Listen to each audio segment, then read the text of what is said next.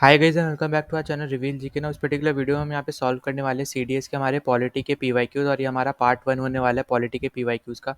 इस particular video में हम बेसिकली सॉल्व करेंगे president, vice president, NITI Aayog, constitutional amendments और रिट से रिलेटेड जो भी हमारे यहाँ पे क्वेश्चन आए हैं पिछले 5 साल में। हम यहाँ पे इसी पर्टिकुलर वीडियो में हम सब कुछ यहाँ पे सॉल्व करने वाले हैं इन सब टॉपिक्स के रिलेटेड क्वेश्चन, ठीक है। और इससे पहले मैं ऑलरेडी यहाँ पे फिजिक्स के chemistry, bio, economics, geography, ancient history और मिडिवल हिस्ट्री, ठीक है, ये सब के हम लोग पिछले 5 साल के पीवाईक्यूज ऑलरेडी कर चुके हैं। अगर आपने यहाँ पे अभी तक एक भी वीडियो नहीं देख रखा है तो एक ही प्लेलिस्ट में मैंने सारे वीडियो सीक्वेंस वाइज डाल दिए, सब्जेक्ट वाइज। तो आपको यहाँ पे ईजी रहेगा, इधर उधर देखने से अच्छा है वही प्लेलिस्ट आप फॉलो कर सकते हो। उस प्लेलिस्ट का लिंक आपको आई बटन पे भी मिल जाएगा, साथ ही साथ डिस्क्रिप्शन में मिल जाएगा, तो आप ज्वाइन कर लेना। और अगर आप पहली बार चैनल पर आए तो प्लीज़ सब्सक्राइब कर देना, वीडियो को ज़्यादा से ज़्यादा हो सकता है उसको शेयर कर देना ताकि दूसरों को भी हेल्प मिल जाए। और अगर कोई भी आपका डाउट होता है तो आप यहाँ पे कमेंट सेक्शन में लिख सकते हो, ठीक है।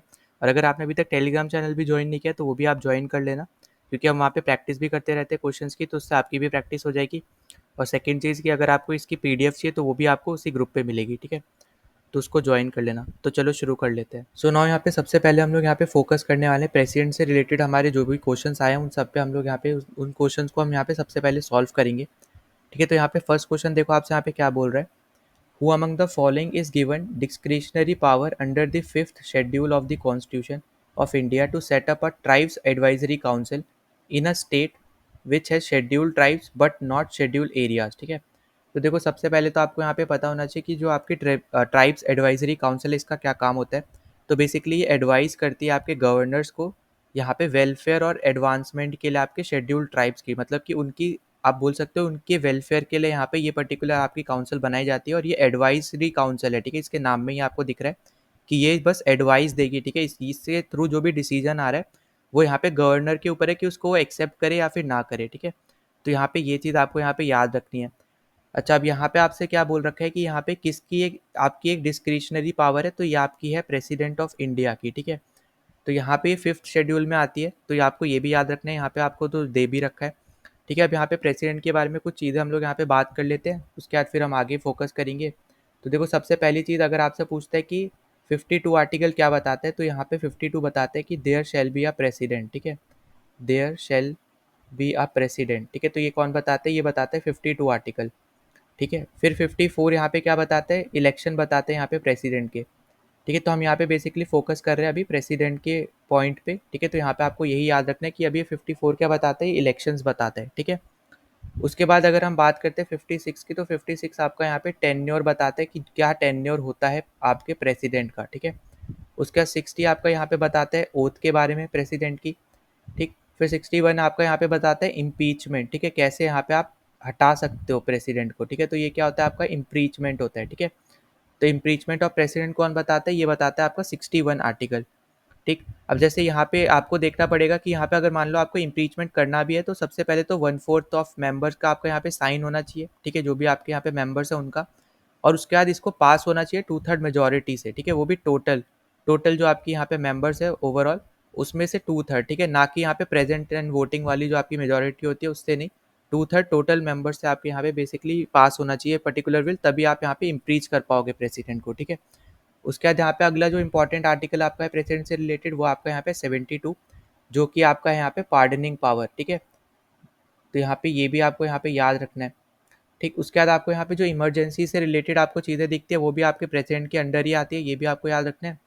और इसके बाद आपका है नेक्स्ट अगला, वो है 111, जो कि आपका है यहाँ पे वीटो पावर्स, ठीक है। तो वीटो पावर्स में आप कौन कौन सी पावर आती है, एक तो आती है जैसे एब्सोल्यूट आ गई, ठीक है। फिर आपकी आ गई सस्पेंसिव, ठीक है। फिर आपकी यहाँ पे आ गई पॉकेट, ठीक है। तो ये कुछ 3 टाइप के आपके यहाँ पे वीटो पावर्स होते हैं, ये आपको यहाँ पे याद रखनी है।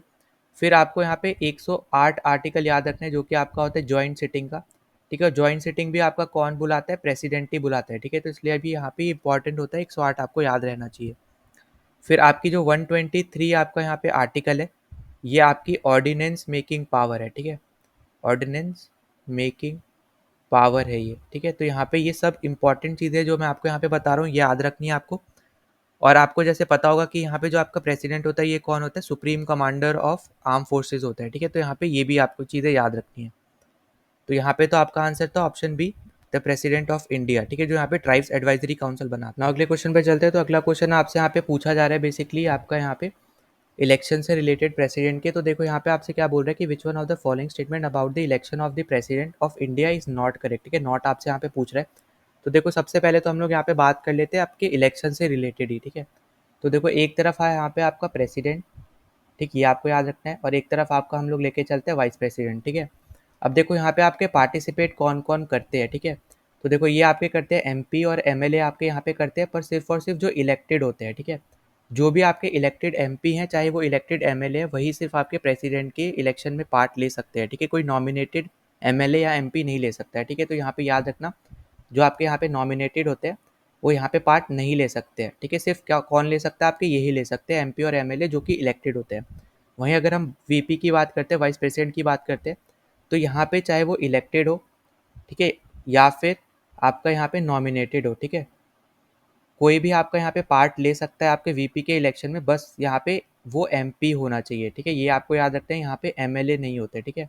एमएलए आपके यहाँ पे वीपी के इलेक्शन में पार्ट नहीं लेते, सिर्फ और सिर्फ एमपी लेते हैं, चाहे वो आपका यहाँ पे इलेक्टेड हो या फिर चाहे वो आपका यहाँ पे नॉमिनेटेड हो, ठीक। और यहाँ पे इनकी एज कितनी होती है, यहाँ पे एज होती है यहाँ पे 35 ईयर्स, ठीक है। अगर ये 35 ईयर्स के हैं तो यहाँ पे आपके सब जो भी आपके 35 ईयर्स के सब आपके एलिजिबल हो जाते हैं, ठीक है, प्रेसिडेंट की पोस्ट के लिए। उसके बाद ये आपका यहाँ पे जैसे फर्स्ट स्टेटमेंट आपको दे रखा है, union minister shall not be eligible for the election as the president. तो ये आपकी गलत स्टेटमेंट है, ठीक है। यहाँ पे एकदम करेक्ट स्टेटमेंट है, यहाँ पे जो आपका आंसर है यही होने वाला है। और ये आपकी गलत स्टेटमेंट है, क्योंकि कोई भी यूनियन मिनिस्टर बेसिकली आपका यहाँ पे एलिजिबल होता ही है, ठीक है। यहाँ पे उसकी एज 35 से ऊपर ही होती है, तो यहाँ पे हर एक यूनियन मिनिस्टर आपका यहाँ पे एलिजिबल होता है, ठीक है। उसके बाद आपसे यहाँ पे बोल रखा है the president is elected by the elected member of parliament and the legislative assembly of states and UTs. तो अभी हमने यहाँ पे मैंने आपको यही बताया, आपका यहाँ पे सेकंड तो सही है। थर्ड आपसे बोल रहे थे electoral college does not include elected member of the legislative council. तो यहाँ पे ये भी करेक्ट है। देखो अब जब यहाँ पे बात हो रही है ना इलेक्टोरल कॉलेज की, तो बेसिकली यहाँ पे तीन यहाँ पे आपके इलेक्टेड मेंबर्स होते हैं। पहला होता है आपके इलेक्टेड मेंबर्स ऑफ लोकसभा, दूसरे होते हैं इलेक्टेड मेंबर्स ऑफ राज्यसभा, और तीसरे होते हैं elected members of legislative assembly, ठीक है। यहाँ पे काउंसिल की बात नहीं होती है, ये भी आपको यहाँ पे याद रखना है। तो इलेक्टोरल कॉलेज की हमने यहाँ पे बात कर ली, यहाँ पे आपका करेक्ट हो गया ये थर्ड ऑप्शन भी। लास्ट आपसे बोल रहे थे system of proportional representation by means of single transfer vote is follow, ठीक है। तो यहाँ पे बेसिकली ये आपका एक टाइप ऑफ आप बोल लो वोटिंग सिस्टम है, और ये आपका यहाँ पे फॉलो किया जाता है आपके प्रेसिडेंट की इलेक्शन के लिए। तो आपको ये चीज़ आपको यहाँ पे याद रखनी है, ठीक। तो यहाँ पे आपका आंसर क्या होने वाला है, जो गलत है यहाँ पे वो है ऑप्शन ए, जो आपका गलत है, और यही आपका आंसर होगा, क्योंकि आपसे यहाँ पे नॉट पूछा है ना। अगले क्वेश्चन पे चलते हैं। तो अगले क्वेश्चन में आपसे यहाँ पे पूछा जा रहा है कि in which one of the following states has the president rule been impose most number of times, ठीक है। तो यहाँ पे आपका आंसर होने वाला है मणिपुर। यहाँ पे बेसिकली 10 बार आप बोल सकते हो कि यहाँ पे आपका प्रेसिडेंट रूल यहाँ पे लगा हुआ है, ठीक है, लगाया गया। यूपी में भी आपका यहाँ पे 10 बार लगाया गया, ये भी आपको यहाँ पे याद रखना है। फिर यूपी के बाद आता है यहाँ पे पंजाब, जिसपे 9 बार लगाया गया, और बिहार में आपका यहाँ पे 8 बार लगाया गया, ठीक है। तो ये चीज़ आपको यहाँ पे याद रखनी है। अगर आपसे पूछता है कि फर्स्ट टाइम आपका कहाँ पे लगाया गया था, तो ये आपका आंसर होगा पंजाब में, ठीक है, और ईयर था 1951, ठीक है। तो यहाँ पे ये चीज़ आपको यहाँ पे याद रखनी है, ठीक। नाउ यहाँ पे हम बात करते हैं प्रेसिडेंट रूल की। तो ये आपका आर्टिकल कौन सा होता है, ये आपका आर्टिकल होता है 356, ठीक है। तो पहले तो आपको ये याद रखना है। दूसरी चीज़ आपको जो याद रखनी है कि यहाँ पे जब आर्टिकल 356 लग जाता है ना, तो उसके बाद जो भी आपकी पावर होती है स्टेट की, वो सब यूनियन के पास चली जाती है। पहली चीज़ तो आपको ये याद रखनी है। दूसरी, अगर हम यहाँ पे बात करते हैं इस पर्टिकुलर यहाँ पे आपके प्रेसिडेंट रूल को लगाने के लिए पार्लियामेंट का अप्रूवल होना चाहिए, ठीक है। और उसके बाद साथ ही साथ आपका यहाँ पे 2 मंथ तक वो आपका आप बोल सकते हो आपकी एक्सटेंड हम लोग यहाँ पे कर सकते हैं आपका यहाँ पे प्रेसिडेंट रूल, ठीक है। और बेसिकली देखो यहाँ पे जो प्रेसिडेंट रूल लगता है उसके लिए बेसिकली आपको या तो गवर्नर की रिपोर्ट चाहिए होती है, ठीक है, या फिर वो प्रेसिडेंट खुद देख के अपना यहाँ पे प्रेसिडेंट रूल लगा सकता है। पर यहाँ पे बढ़ाने के लिए बेसिकली आपको यहाँ पे पार्लियामेंट की अप्रूवल चाहिए, ठीक है। लगाने के लिए नीचे, पर बढ़ाने के लिए आपको यहाँ पे चाहिए होती है, ठीक। तो यहाँ पे ये भी आपको चीज़ें याद रखनी है। उसके बाद अगर हम यहाँ पे बात करते हैं तो एक्सटेंड कब तक हो सकता है, यहाँ पे एक्सटेंड हो सकता है 6 महीने तक, और लगता है 2 महीने तक, ठीक है। लगता है आपका यहाँ पे 2 महीने के लिए, और एक्सटेंड कब तक हो सकता है, तो एक्सटेंड आपका हो जाता है 6 महीने तक, ठीक है। एक बार में आप 6 महीने तक एक्सटेंड कर सकते हो अपना ये पर्टिकुलर जो आपका यहाँ पे प्रेसिडेंट रूल है इसको, ठीक है। और ये एक टाइप का ऐसा रूल है, आप या फिर बोल सकते हो आपकी जो स्टेट इमरजेंसी है वही आपका प्रेसिडेंट रूल होता है। तो एक टाइप की ऐसी इमरजेंसी है जो सबसे ज़्यादा मिसयूज़ हुई है, ठीक है।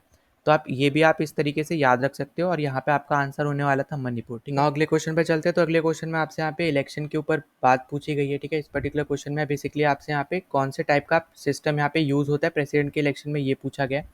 तो यहाँ पे आपका करेक्ट ऑप्शन होने वाला है यहाँ पे proportional representation and single transferable vote system. ठीक है, अब यहाँ पे इसको डिस्कस कर लेते हैं कि ये बेसिकली है क्या। ठीक है, अब जैसे मान लो कि आपके पास यहाँ पे 3 एमएलए आपके, मान लेते हैं हम लोग 3 आपके यहाँ पे ऐसे मेंबर्स है जो आपके खड़े हुए हैं पर्टिकुलर आपके प्रेसिडेंट के इलेक्शन के लिए। ठीक है, एक है आपके पास कोई एक्स, एक है वाई और एक है कोई जेड। ठीक है, और यहाँ पे मान लेते हैं हम लोग कि हमारे पास कोई 3 और हैं यहाँ पे एमपीज़ या एमएलए जो यहाँ पे इनको सिलेक्ट कर रहे हैं। ठीक है, फॉर एग्जांपल, ठीक 3 हम लोग यहाँ मान के चल रहे हैं, पर इससे भी ज़्यादा हो सकते हैं। ठीक है, अब ईजी वे में समझाने के लिए मैं यहाँ पे 3 मान के चल रहा हूँ।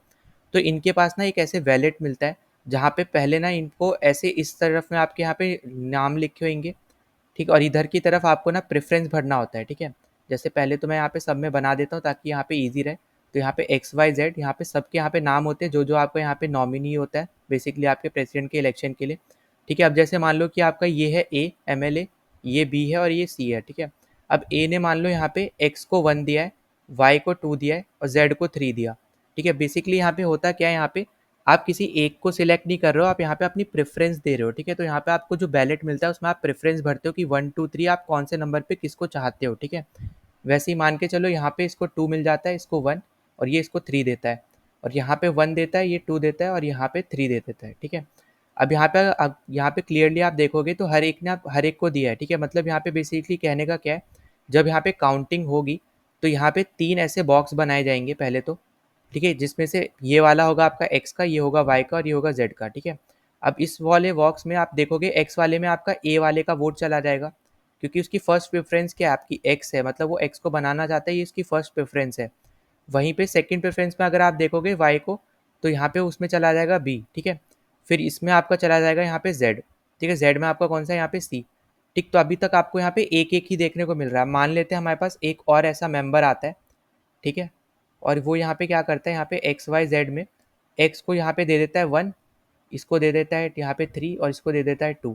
ठीक है, अब यहाँ पे आपके पास एक पांचवा आता है कोई, और यहाँ पे वो भी यहाँ पे एक्स वाई जेड को यहाँ पे देता है नंबर, जिसमें से वो एक्स को 2 दे देता है, वाई को 1 दे देता है, जेड को 3 दे देता है।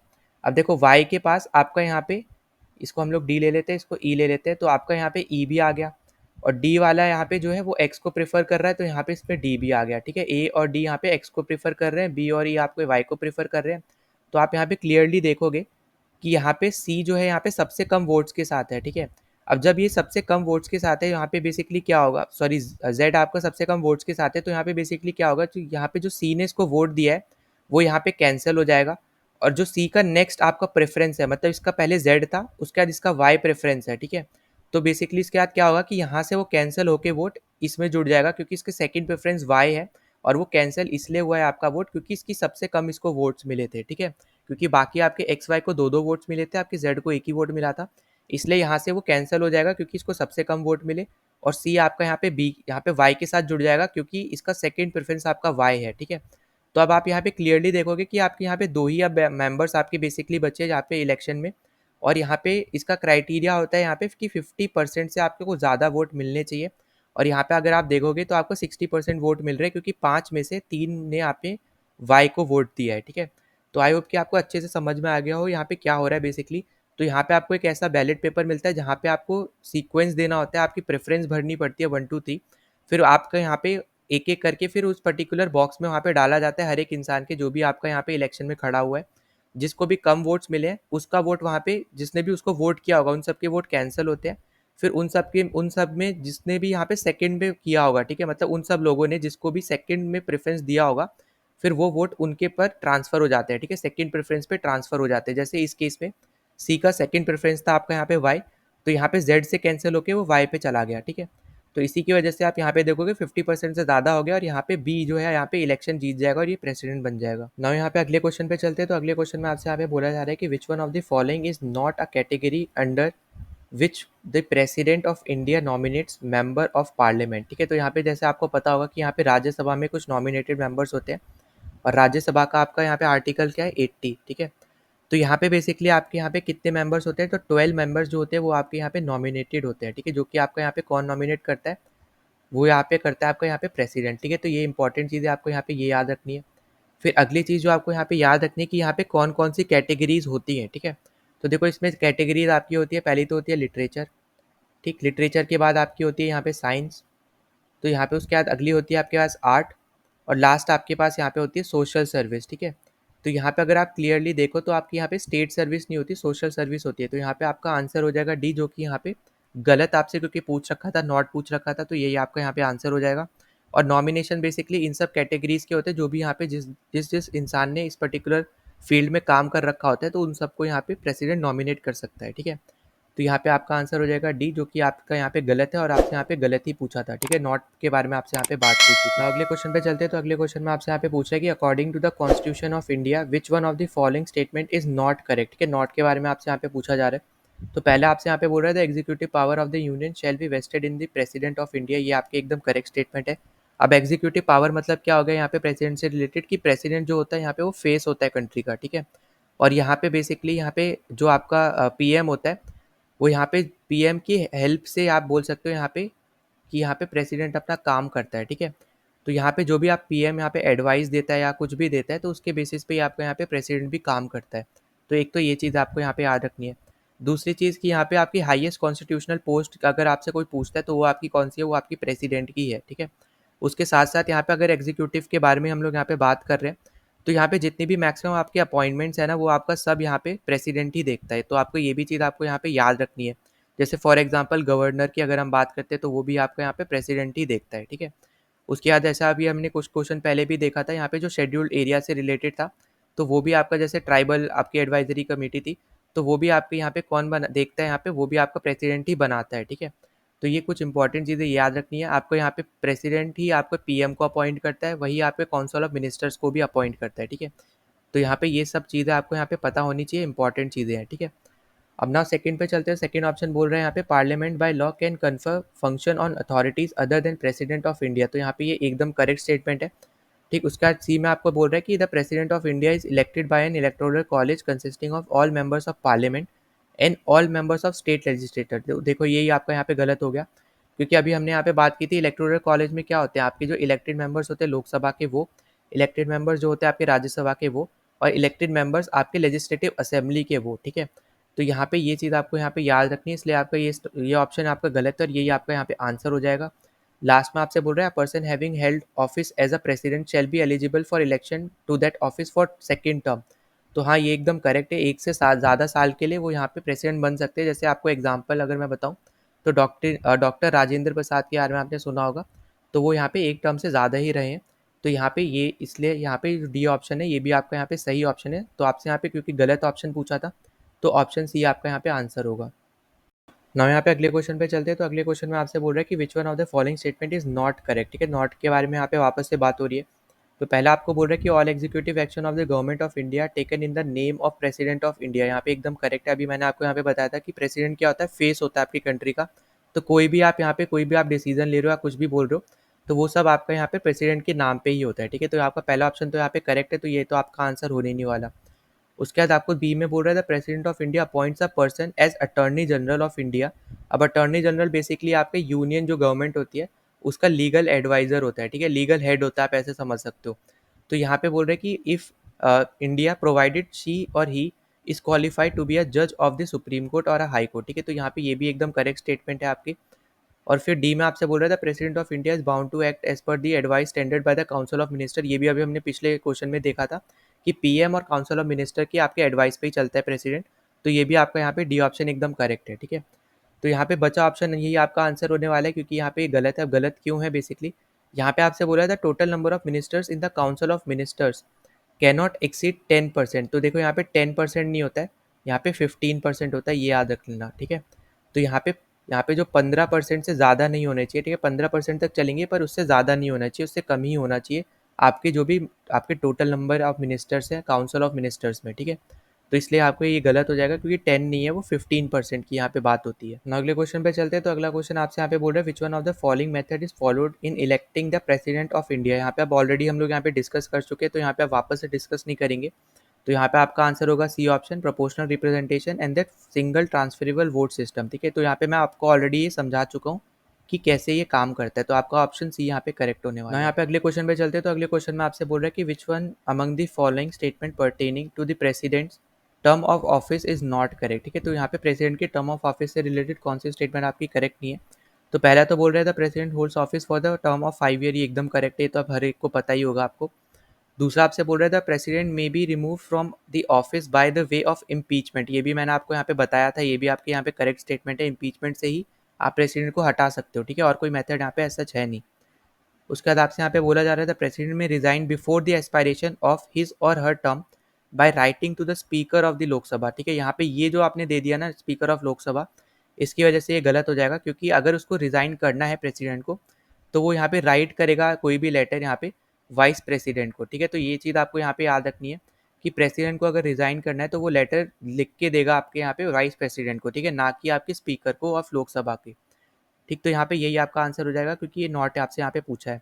डी में आपसे क्या बोल रहा था, president shall notwithstanding the expiration of his और her term continue to hold office until his और her successor enter upon his और हर ऑफिस। ठीक है, तो यहाँ पे एकदम करेक्ट है कि जब तक कोई दूसरा आपका प्रेसिडेंट इलेक्ट होकर नहीं आता है तब तक आपका जो प्रेजेंट का प्रेसिडेंट है वही आपका ऑफिस को होल्ड करता है। ठीक है, तो यहाँ पे आपका आंसर होने वाला है जो सी ऑप्शन है, क्योंकि वही आपकी गलत स्टेटमेंट है, आपसे गलत ही स्टेटमेंट पूछी गई थी और मैंने आपको यहाँ पे बता दिया कि वो क्यों गलत है। ठीक है, तो क्योंकि यहाँ पे उसको लेटर लिखना होता है वाइस प्रेसिडेंट को, ना कि स्पीकर ऑफ लोकसभा। अब हम अगले क्वेश्चन पे चलते हैं। तो अगले क्वेश्चन में आपसे यहाँ पे बोल रहा है कि which provision of the constitution of India provides that the president shall not be answerable to any court in India for the exercise of power of his office. ठीक है, तो बेसिकली यहाँ पे वैसे पूछा जा रहा है कि आपसे यहाँ पे कि जो भी यहाँ पे प्रेसिडेंट का डिसीजन है, कोई भी यहाँ पे वो अपनी पावर को यहाँ पे यूज़ करता है, तो यहाँ पे वो कैसे भी यूज़ करता है, चाहे पॉजिटिवली करता है नेगेटिवली करता है, वो आंसरेबल नहीं है कोर्ट में। ठीक है, मतलब कि उसके ऊपर कोई भी क्रिमिनल प्रोसीडिंग या कोई भी टाइप की प्रोसीडिंग आप यहाँ पे नहीं कर सकते हो कोर्ट में। ठीक है, जब तक वो यहाँ पे ऑफिस में है। ठीक है, ये याद रखना कि जब तक वो ऑफिस में है प्रेजेंट में, तब तक आप यहाँ पे कोई भी क्रिमिनल प्रोसीडिंग या कोई भी टाइप की प्रोसीडिंग आप यहाँ पे नहीं कर सकते हो कोर्ट में। ठीक, तो वो आर्टिकल आपका होने वाला है आर्टिकल 361, जो कि यहाँ पे आपका करेक्ट है। और ये सेम चीज़ आपकी यहाँ पे गवर्नर पे भी लागू होती है कि गवर्नर का भी कोई भी आप स्टेप कर रहे हो, ठीक है, वो उसका कोई भी आप पावर यहाँ पे वो यूज़ कर रहा है, तो जब तक वो यहाँ पे ऑफिस को होल्ड करके रखा है, ठीक है, गवर्नर की, तब तक आप यहाँ पे उसके ऊपर भी यहाँ पे कोई भी प्रोसीडिंग कोर्ट में नहीं कर सकते हो। तो ये आपको यहाँ पे याद रखना है। ठीक, तो यहाँ पे तो आपका आंसर होने वाला है आर्टिकल 361, जो कि यहाँ पे ये पर्टिकुलर स्टेटमेंट बताता है। ना हम अगले टॉपिक पे चलते हैं, जो कि हमारा होने वाला है यहाँ पे वाइस प्रेसिडेंट। तो यहाँ पे देखो पिछले 5 साल में यहाँ पे सिर्फ एक ही यहाँ पे क्वेश्चन मुझे दिखा जो यहाँ पे वाइस प्रेसिडेंट के ऊपर आया, तो हम वो यहाँ पे सॉल्व करेंगे। साथ ही साथ मैं आपको जो कुछ बताऊंगा वो भी आपको यहाँ पे याद रखना है। ठीक है, तो देखो सबसे पहली चीज़ कि जो आपको यहाँ पे वाइस प्रेसिडेंट होता है वो किसी भी आपके हाउस का मेंबर नहीं होता है। ठीक है, तो आपको ये याद रखना है कि not a member of any house. ठीक है, not a member of any house. ठीक है, कोई भी हाउस का ये मेंबर नहीं होता है। ठीक है, ये आपको पहली चीज़ तो ये याद रखनी है। दूसरी चीज़, ये आपके जो राज्यसभा है, ठीक है, आरएस में लिख रहा हूँ यहाँ पे, ये चेयरमैन होता है। ठीक है, तो ये आपको जैसे आपका स्पीकर आपका होता है लोकसभा में, तो यहाँ पे ये क्या होता है, आपका चेयरमैन होता है। ठीक है, तो यहाँ पे आपको ये पता चल गया आपको ये आंसर। उसके बाद अगर मान लो आपसे यहाँ पे पूछता है कि वाइस प्रेसिडेंट के इलेक्शंस का यहाँ पे आर्टिकल कौन सा है, तो आपका है यहाँ पे 66। तो ये कौन से, ये क्या बताते हैं, आपके वाइस प्रेसिडेंट के इलेक्शन को बताते हैं। 67 इसकी टर्म को बताते हैं कि कितने साल की यहाँ पे इसकी टर्म होगी वगैरह। और 69 यहाँ पे इसकी ओथ वगैरह को बताते हैं। ठीक है, तो यहाँ पे ये चीज़ याद रखना होती है 35 ईयर्स पे आप एलिजिबल हो जाते हो वाइस प्रेसिडेंट बनने के लिए। ठीक है, तो ये सब इंपॉर्टेंट चीज़ें जो आपको यहाँ पे याद रखनी है। ठीक, और उसके बाद यहाँ पे इम्पीचमेंट करने की कोई ज़रूरत नहीं है। जैसे हम यहाँ पे प्रेसिडेंट की बात करते हैं तो प्रेसिडेंट में इम्पीचमेंट करने की ज़रूरत है, पर यहाँ पे नहीं है। ठीक है, तो ये भी आपको याद रखना है। और अगर मान लो इनको रिज़ाइन देना है कभी भी, तो ये रिज़ाइन देंगे किसको, ये देंगे यहाँ पे प्रेसिडेंट को। ठीक है, तो ये इंपॉर्टेंट चीज़ है, यहाँ पे याद रखना है कि अगर इनको रिज़ाइन देना हुआ कभी भी तो ये प्रेसिडेंट को रिज़ाइन देंगे, और प्रेसिडेंट को रिज़ाइन देना हुआ तो वो यहाँ पे वाइस प्रेसिडेंट को देंगे। ठीक है, तो ये आपस में ही एक दूसरे को रिज़ाइन देते हैं, आप इस तरीके से भी आप याद रख सकते हो। ठीक, अब उसके बाद हम यहाँ पे बात कर लेते हैं इस पर्टिकुलर क्वेश्चन की। तो आपको यहाँ पे क्या बोल रखा है कि which one of the following statement about vice president of India is not correct. तो पहला आपको दिया है कि he is not eligible for री इलेक्शन, तो देखो पहले ही यहाँ पे गलत हो गई, यही आपका आंसर हो जाएगा। क्योंकि यहाँ पे एग्जाम्पल के तौर पे अगर आपको पता हो कि first president vice president of India कौन थे, राधा कृष्णन थे, तो वो यहाँ पे 2 टर्म में रहे थे। ठीक है, मतलब एक से ज़्यादा ही रहे थे, मतलब कि री इलेक्शन हुआ था उनका वापस से। तो यहाँ पे ए हो गया आपका आंसर हो जाएगा, क्योंकि आपसे यहाँ पे नॉट पूछा और यही आपकी गलत स्टेटमेंट है। फिर यहाँ पे बोल रहा है कि he must not be less than 35, हाँ एकदम करेक्ट है, 35 का होगा तभी यहाँ पे वो एलिजिबल है इलेक्शन के लिए। फिर सी में बोल रहे हैं कि यहाँ पे he is elected by members of N electoral college consisting of members of both houses of parliament. तो यहाँ पे ये भी करेक्ट है, मैंने आपको यहाँ पे बताया था एमपी सिर्फ करते हैं, यहाँ पे एमएलए का कोई रोल नहीं है, ठीक है। उसके बाद डी आपसे बोल रहा है कि his term of office is of 5 years, तो यहाँ पे ये भी क्या आपका एकदम करेक्ट है। तो यहाँ पे गलत स्टेटमेंट आपकी होने वाली है ए ऑप्शन, क्योंकि यहाँ पे मैंने आपको एग्जाम्पल भी बता दिया राधा कृष्णन का, तो यहाँ पे वो एक टर्म से ज़्यादा थे, ठीक है। तो वही यहाँ पे कि आप री इलेक्शन यहाँ पे हो सकता है आपके यहाँ पे वाइस प्रेसिडेंट का, ये आपको यहाँ पे याद रखना है, ठीक है। तो इसका करेक्ट ऑप्शन है ऑप्शन नंबर ए। अब चलते हैं अगले टॉपिक पे, जो कि हमारा होने वाला है यहाँ पे नीति आयोग, और इसके ऊपर बहुत ज़्यादा क्वेश्चन आपसे यहाँ पे पूछे गए हैं अगर आप यहाँ पे कंपेयर करते हो यहाँ पे बाकी जो आपके ऑर्गेनाइजेशन है उसके हिसाब से, ठीक है, खासकर यहाँ पे जो आपकी नॉन कॉन्स्टिट्यूशनल बॉडीज़ है उनके लिए, ठीक है। तो देखो यहाँ पे सबसे पहली चीज़ आपको यहाँ पे क्वेश्चन पढ़ लेते हैं, यहाँ पे आपको दे रखे हैं as per the cabinet resolution of 1 January 2015 NITI आयोग कंसिस्ट ऑफ, ठीक है। तो यहाँ पे देखो पहली चीज़ आपके पीएम ही क्या होते हैं, आपके यहाँ पे चेयरमैन होते हैं, तो पहली स्टेटमेंट तो यहाँ पे एकदम करेक्ट है, ठीक है। तो ये क्या होता है, आपके चेयरमैन होते हैं। फिर यहाँ पे याद रखना है आपको, यहाँ पे जो गवर्निंग काउंसिल की यहाँ पे बात की जा रही है, ठीक है। तो गवर्निंग काउंसिल बेसिकली यहाँ पे क्या होती है, जो भी आपके यहाँ पे सीएम्स होते हैं स्टेट के, प्लस जो आपके यहाँ पे लेफ्टिनेंट गवर्नर होते हैं यूटी के, ठीक है, सबको मिला के यहाँ पे जब पीएम जो है यहाँ पे चेयर करते हैं मीटिंग, तो वो आपकी होती है गवर्निंग काउंसिल, ठीक है। तो यहाँ पे बेसिकली ये जो आपको स्टेटमेंट दे रखी है एकदम करेक्ट दे रखी है कि governing council comprises of chief minister of all the states and lieutenant governors of union territories, ठीक है। तो ये एकदम करेक्ट स्टेटमेंट है आपकी, और ये याद रखना है कि ये गवर्निंग काउंसिल के ऊपर बात हो रही है। वहीं पे आपकी एक और काउंसिल होती है जो होती है आपकी रीजनल काउंसिल, ठीक है।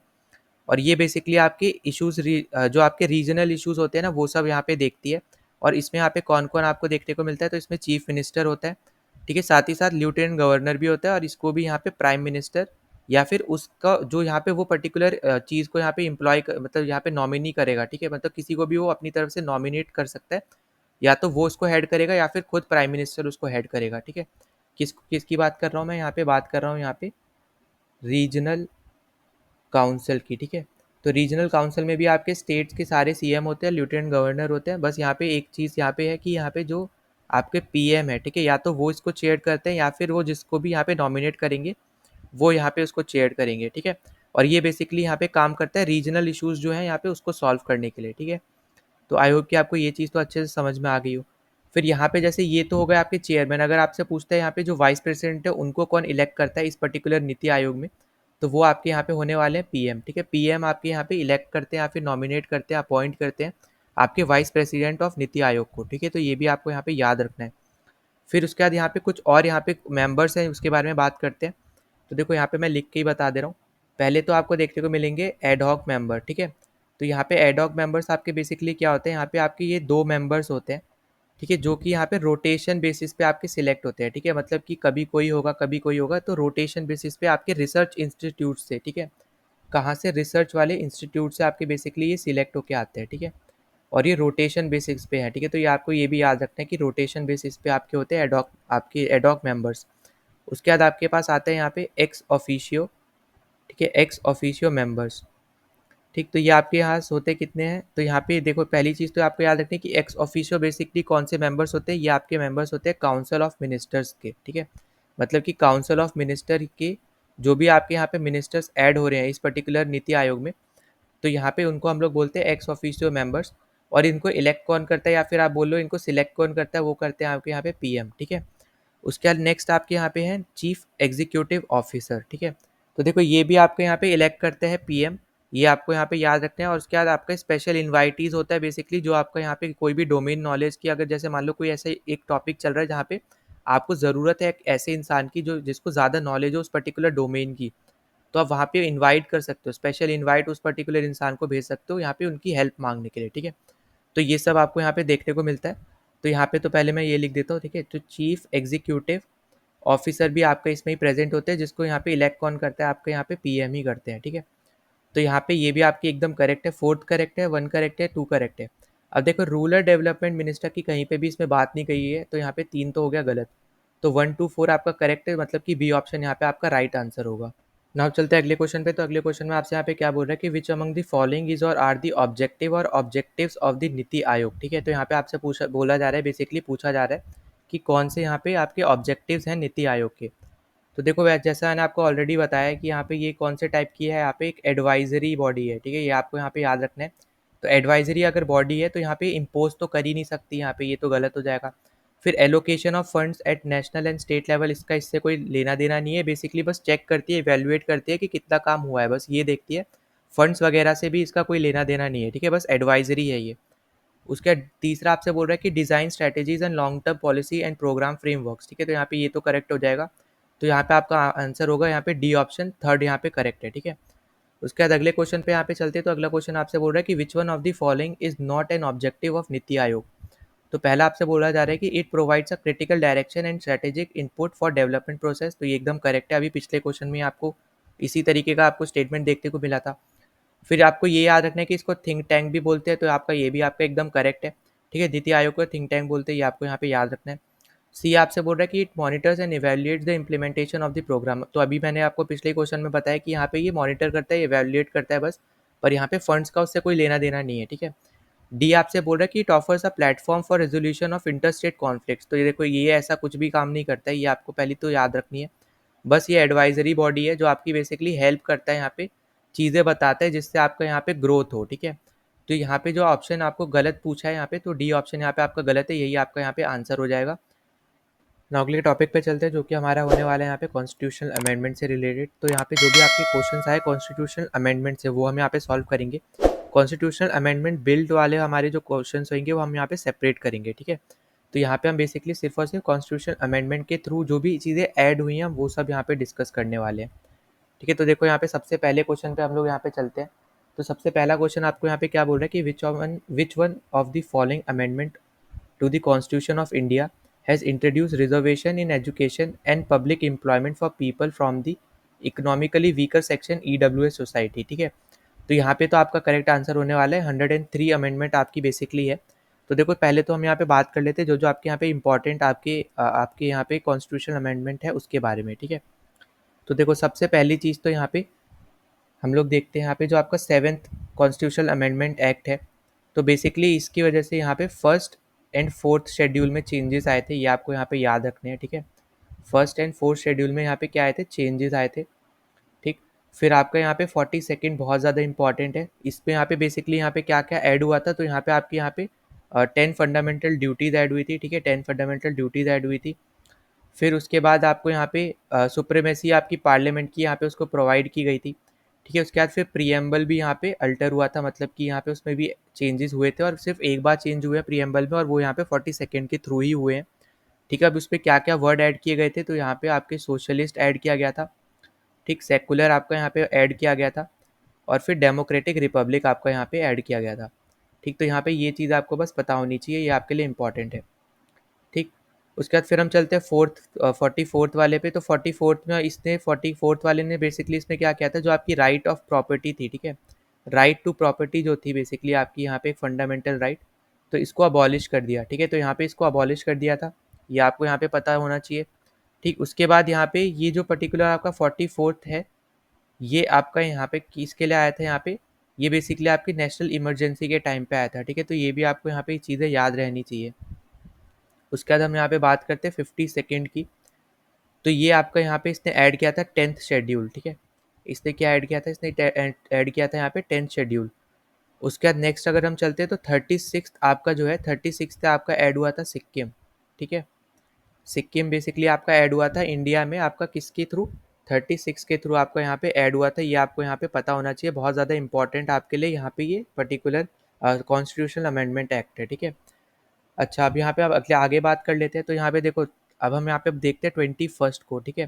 तो 21st से हमने यहाँ पे सिंधी लैंग्वेज बेसिकली हमने ऐड की थी अपने कॉन्स्टिट्यूशन में। फिर जो आपका 92nd है, यहाँ से हमने 4 लैंग्वेजेस ऐड की थी, ठीक है। जैसे आपकी है बोडो, फिर आपकी थी यहाँ पे डोगरी, ठीक है, फिर आपकी थी यहाँ पे मैथिली, फिर लास्ट थी आपके यहाँ पे सेंथली, ठीक है। तो यहाँ पे ये सब हमने लैंग्वेजेस बेसिकली हमने ऐड की थी आपकी, ठीक है। तो आपको यहाँ पे एक तो ये याद रखना है, ये चीज़ इंपॉर्टेंट है आपके लिए, ठीक है। तो यहाँ पे क्या है, ये सेंथली है, ठीक है।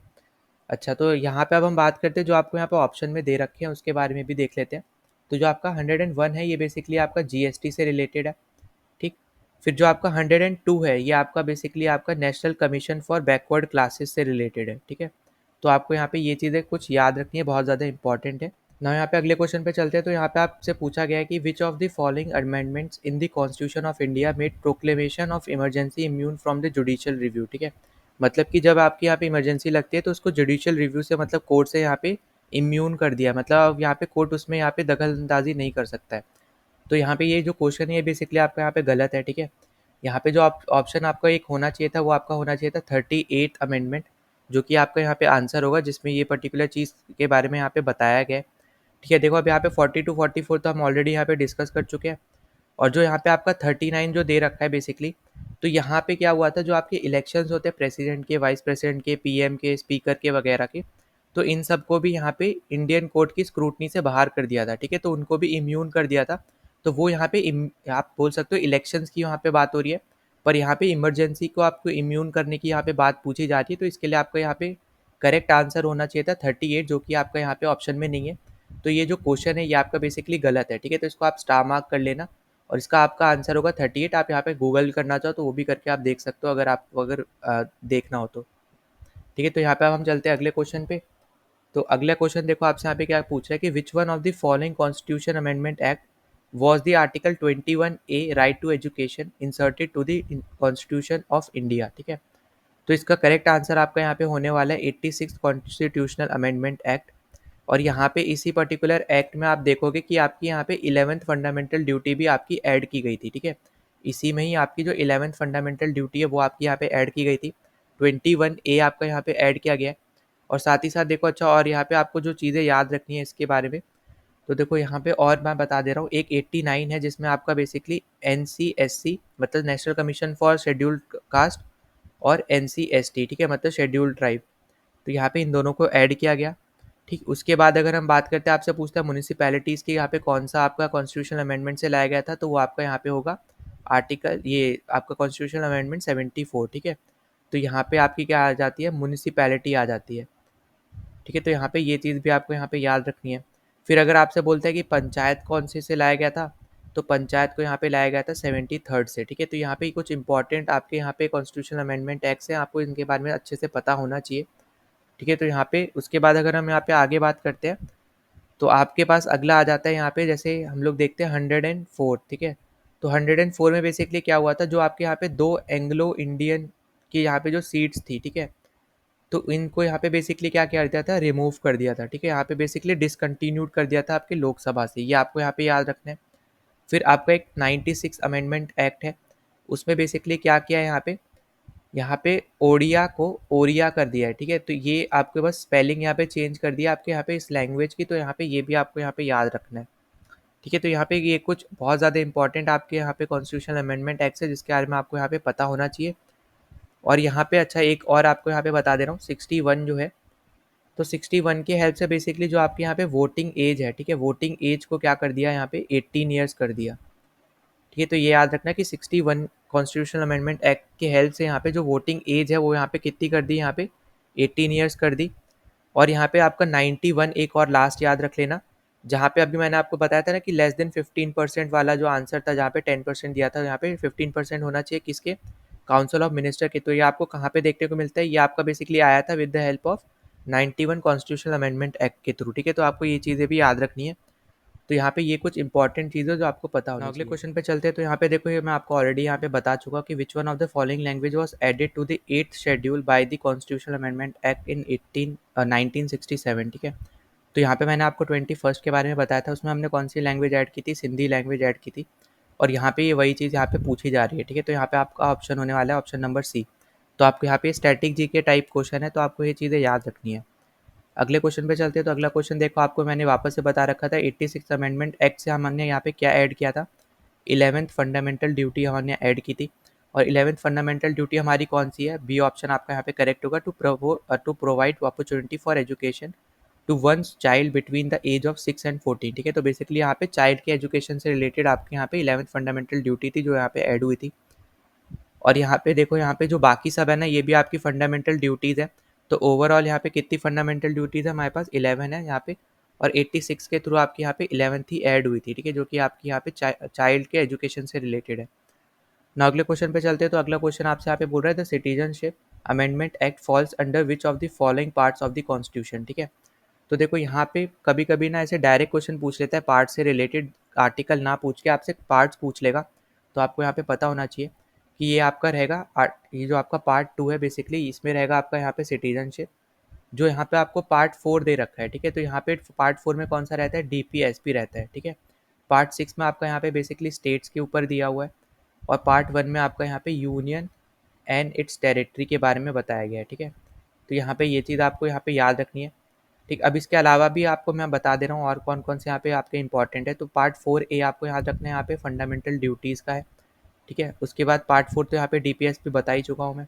फिर पार्ट 9 आपका यहाँ पे पंचायत से रिलेटेड है। ठीक है, तो ये भी आपको यहाँ पे याद रखना है। उसके बाद पार्ट 9A जो है आपका यहाँ पे वो म्यूनसिपैलिटीज़ से रिलेटेड है। ठीक है, म्यूनसिपैलिटीज़ से यहाँ पे रिलेटेड है, तो आपको यहाँ पे ये भी चीज़ याद रखनी है।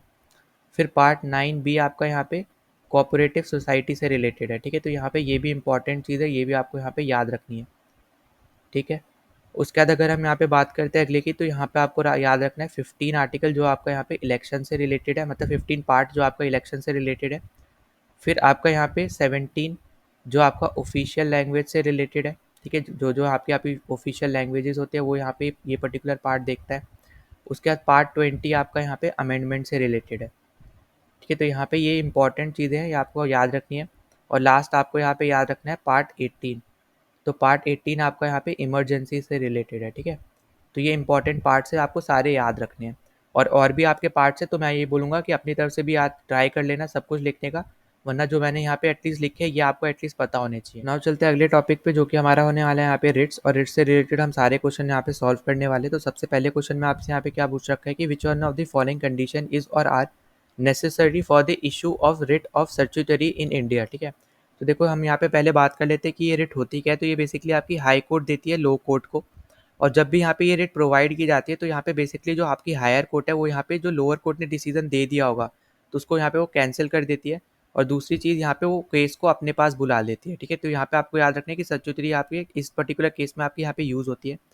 फिर आपकी यहाँ पे एक और रेट होती है जो आपकी होती है यहाँ पे प्रोहिबिजन रेट। ठीक है, तो देखो प्रोहिबिजन रेट बेसिकली आपकी क्या होती है, यहाँ पे प्रोहिबिजन रेट आपकी तब यहाँ पे हायर कोर्ट ही लोअर कोर्ट को बेसिकली भेजता है, ये भी आपकी हायर कोर्ट से लोअर कोर्ट ही जाती है। पर ये तब आपकी जाती है जब आपका यहाँ पे जो लोअर कोर्ट है डिसीजन देने वाला होता है, पर उसको रोकने के लिए यहाँ पे एक हायर कोर्ट जो है प्रोविजन रेट आपकी यहाँ पे इस्तेमाल करता है। ठीक है, तो बेसिकली आपको यहाँ पे बोल सकते हो आपकी लोअर कोर्ट को डिसीजन लेने से मना करता है। ठीक, फिर उसके बाद नेक्स्ट है आपके पास यहाँ पे हैबियस कॉर्पस।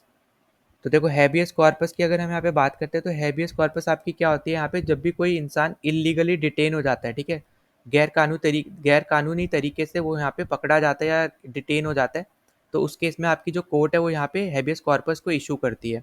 ठीक है, अब उसके बाद फिर नेक्स्ट पे हम लोग चलते हैं। नेक्स्ट है आपके पास मैंडेमस।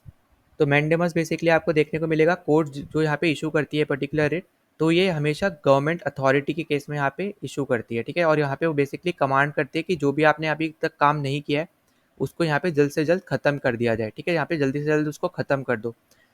तो यहाँ पे होती है ये मैंडेमस जो कि गवर्नमेंट अथॉरिटी के केस में हो गई। फिर लास्ट आपकी होती है क्यू वारंटो। ठीक है, तो देखो क्यू वारंटो यहाँ पे आपकी तब इशू की जाती है जब आपका कोई भी एक इंसान गलत तरीके से आपका एक ऑफिस यहाँ पे होल्ड कर रहा होता है जिसका वो कैपेबल नहीं होता है जिसको होल्ड करने के लिए। ठीक है, तो उसको हटाने के लिए आप यहाँ पे क्यू वारंटो रिट यूज़ करती है कोर्ट। ठीक है, तो यहाँ पे याद रखना कि ऐसा कोई भी इंसान जो यहाँ पे एक पर्टिकुलर पब्लिक ऑफिस को होल्ड कर रहा होता है जिसके लिए वो कैपेबल नहीं है, तो उसको हटाने के लिए यहाँ पे क्यू वारंटो रिट यहाँ पे यूज़ की जाती है। और अच्छा आपसे यहाँ पे ये भी पूछ सकता है कि एससी और एचसी में, मतलब यहाँ पे सुप्रीम कोर्ट और हाई कोर्ट में आपकी जो रिट्स होती है कौन से आर्टिकल में होती है। तो देखो सुप्रीम कोर्ट वाले में होती है आपकी यहाँ पे 32 में, और जो आपकी यहाँ पे हाई कोर्ट वाली होती है ये होती है आपकी 226 में। ठीक है, तो आपको यहाँ पे ये चीज़ें याद रखनी है, बहुत ज़्यादा इंपॉर्टेंट है। और जो आपका यह क्यू वारंटो रिट होता है ये आपका बेसिकली कोई भी यहाँ पे इशू करा सकता है, मतलब यहाँ पे कोई भी फाइल कर सकता है। ठीक है, तो यहाँ पे ये चीज़ याद रखना है। और जो आपकी यहाँ पे प्रोहिबिजन और सच्युतरी वाली रेट है जो बेसिकली हाई कोर्ट से लोअर कोर्ट को भेजती है, तो उसमें सिर्फ और सिर्फ विक्टिम ही यहाँ पे इशू, मतलब यहाँ पे अलाउ, मतलब बोल सकते हैं यहाँ पे कोर्ट को कि यहाँ पे वो रिट इशू करे। ठीक है, तो ये कुछ इंपॉर्टेंट चीज़ें जो आपको यहाँ पे पता होनी चाहिए। तो यहाँ पे तो आपका आंसर क्या हो जाएगा, देखो क्वेश्चन पढ़ लेते हैं, अब वापस स्टेटमेंट पढ़ लेते हैं। तो यहाँ पे आपसे क्या बोल रहा है कि there should be a tribunal और an officer having legal authority to determine questions affecting rights of subject and having a duty to act judicially. तो यहाँ पे एकदम करेक्ट है जैसे अभी हमने यहाँ पे बात की थी कि लोअर कोर्ट को यहाँ पे भेजा जाता है, मतलब जुडिशरी की यहाँ पे बात की जा रही है। तो यहाँ पे जुडिशरी की यहाँ पे क्वेश्चन में भी, इस पर्टिकुलर स्टेटमेंट में भी बात हो रही है। उसका सच ट्रिब्यूनल और officer has acted without jurisdiction. तो यहाँ पे जैसे मैंने आपको बोला था कि अगर मान लो कोई भी लोअर कोर्ट यहाँ पे होती है और वो यहाँ पे कोई भी फैसला ले लेती है, तो उसको नल एंड वॉइड करने के लिए या फिर हटाने के लिए यहाँ पे आप सर्टिटरी रिट यूज़ करते हो। तो आपका ये भी करेक्ट आपकी स्टेटमेंट है, तो आपका यहाँ पे दोनों ही करेक्ट स्टेटमेंट है, तो सी ऑप्शन आपका यहाँ पे करेक्ट हो जाएगा। ना अब हम यहाँ पे अगले क्वेश्चन पे चलते हैं। तो अगले क्वेश्चन में यहाँ पे बोल रहा है कि which one of the following rates means you may have the body. ठीक है, तो यहाँ पे आपका आंसर होगा हैबियस कॉर्पस को बेसिकली यहाँ पे इंग्लिश टर्म्स में आप ये बोल सकते हो। ठीक, उसके बाद यहाँ पे मैंडेमस को हम लोग बोलते हैं वी कमांड। ठीक है, तो यहाँ पे जो इंग्लिश टर्म है बेसिकली यहाँ पे मतलब इसका मीनिंग यहाँ पे ये है कि वी कमांड। ठीक है, वैसे ही हैबियस कॉर्पस का यहाँ पे मीनिंग था you may have the body. ठीक है, उसका सर्टिटरी का बेसिकली आपका यहाँ पे होता है टू बी सर्टिफाइड। ठीक है, तो यहाँ पे ये चीज़ आपको यहाँ पे याद रखनी है, टू बी सर्टिफाइड। और यहाँ पे प्रोविजन यहाँ पे दे नहीं रखा है, तो यहाँ पे वो मैं लिख देता हूँ। तो प्रोहिबिजन का होता है बेसिकली आपका यहाँ पे टू फॉरबिड। ठीक है, मतलब यहाँ पे डिसीजन लेने से ही रोक देना। ठीक है, उसके क्यू वारंटो का बेसिकली आपका होता है by what authority, by what authority. ठीक है, तो यहाँ पे ये हमने यहाँ पे इस पर्टिकुलर क्वेश्चन में हमने यहाँ पे देखा कि इनके क्या क्या मीनिंग होते हैं। ठीक है, तो ये सब आपको यहाँ पे पता होना चाहिए। अगले क्वेश्चन पे चलते हैं। तो देखो अगले क्वेश्चन में आपसे यहाँ पे क्या पूछा जा रहा है कि which one of the following condition laid down the constitution of India for the issue of writ of Q warrant. तो अभी हमने इंग्लिश में इसकी मीनिंग देखी थी बाय व्हाट अथॉरिटी। ठीक है, और दूसरा मैंने आपको पिछले क्वेश्चन में बताया था कि ये पब्लिक ऑफिस के लिए यहाँ पे यूज़ होता है। तो पहला तो आपको दे रखा है the office must be public, यहाँ तक करेक्ट है। It must be created by statute, मतलब कि बाय लॉ यहाँ पे क्रिएट होना चाहिए, एकदम करेक्ट है। The appointment is in tune with the statutory provision, मतलब यहाँ पे बाय लॉ आपका यहाँ पे प्रोविजन के साथ आपके यहाँ पे अपॉइंटमेंट हुई है, तो उस केस में भी आप यहाँ पे कर सकते हो इसको। फिर आपसे बोला जा रहा है there has been a contraction of the constitution और the statute in appointing such person to that office. यहाँ पे ये भी करेक्ट स्टेटमेंट है। अब आपकी यहाँ पे गलत है, यहाँ पे बी जो कि यहाँ पे बची है, ये आपकी गलत है। क्यों गलत है? यहाँ पे बेसिकली बोला जा रहा है कि ये सिर्फ उन पर्टिकुलर ऑफिस के लिए यहाँ पे यूज़ की जा सकती है, यहाँ पे बोला जा रहा है। ठीक है, ये करेक्ट नहीं है, पर यहाँ पे बोला जा रहा है सब्सटेंटिव, मतलब होता है कि बहुत ज़्यादा इंपॉर्टेंट आपके पब्लिक ऑफिस जो होते हैं उसकी अगर कोई पोजीशन हो तभी यहाँ पे आप क्यू वारंटी यूज़ कर सकते हो। तो ऐसा नहीं है, कोई भी आपका पब्लिक ऑफिस हो आप उन सब के लिए यहाँ पे आप क्यू वारंटी यूज़ कर सकते हो। ठीक है, तो यहाँ पे बी ऑप्शन आपका यहाँ पे करेक्ट हो जाएगा, क्योंकि आपसे यहाँ पे क्या पूछा जा रहा था, नॉट ही पूछा जा रहा है। अगले क्वेश्चन पे चलते हैं। तो देखो अगले क्वेश्चन में हमसे यहाँ पे पूछ रखे कि which one of the following writ is issued to squash the order of court और ट्रिब्यूनल। तो हमने यहाँ पे ऑलरेडी यहाँ पे बात की थी यहाँ पे कि जो आपकी सर्टिटरी जो रेट होती है ये बेसिकली हाई कोर्ट लो कोर्ट को भेजता है, और यहाँ पे जो उसने डिसीजन लिया होता है अगर कोई भी लो कोर्ट ने, तो उसको क्या करता है यहाँ पे कैंसिल कर देता है, यहाँ पे एकदम ही निगलेक्ट कर देता है। ठीक है, तो यहाँ पे आपका आंसर क्या होगा, सर्टिटरी आपकी जो रेट होती है ये आपका यहाँ पे आंसर होने वाला है। नाउ आज के लिए आपका यहाँ पे क्वेश्चन ऑफ द डे है यहाँ पे ये। ठीक है, तो यहाँ पे आपसे पूछा है कि which one of the following item is not covered under GST. ठीक है, तो देखो जीएसटी हमें पॉलिटी में भी करना है और हम इकोनॉमी में ऑलरेडी यहाँ पे कर चुके हैं, और ये सेम क्वेश्चन आपको इसी टाइप का क्वेश्चन हमने यहाँ पे इकोनॉमी में हमने सॉल्व कर रखा है, और ये आपका CDS 1 2022 का ये क्वेश्चन है। ठीक है, तो यहाँ पे आपको इसका आंसर बताना है कमेंट सेक्शन में कि इसका क्या आंसर होगा, वरना मैं यहाँ पे नेक्स्ट डे तो यहाँ पे पिन करके कमेंट कर ही दूंगा कि यहाँ पे क्या आंसर है इसका। ठीक है, नाउ आई होप कि हमने जो भी यहाँ पे क्वेश्चन डिस्कस किए इस पर्टिकुलर सारे टॉपिक से आपको अच्छे से समझ में आ गए हो। अगर कोई भी डाउट होता है तो आप कमेंट कर देना। ठीक है, यहाँ पे मैं रिप्लाई कर दूंगा। और साथ ही साथ अगर आप पहली बार चैनल पे आए तो प्लीज़ सब्सक्राइब कर देना, वीडियो को शेयर कर देना, और साथ ही साथ टेलीग्राम चैनल ज्वाइन कर लेना अगर अभी तक ज्वाइन नहीं किया, क्योंकि वहाँ पे आपको PDF भी मिल सकते हैं अगर आप लेना चाहते हो तो। और दूसरी चीज़ कि हम वहाँ पे क्वेश्चन प्रैक्टिस करते रहते हैं, तो आपकी प्रैक्टिस भी होती रहेगी। ठीक है, तो चलो मिलते हैं नेक्स्ट वीडियो में। जय हिंद।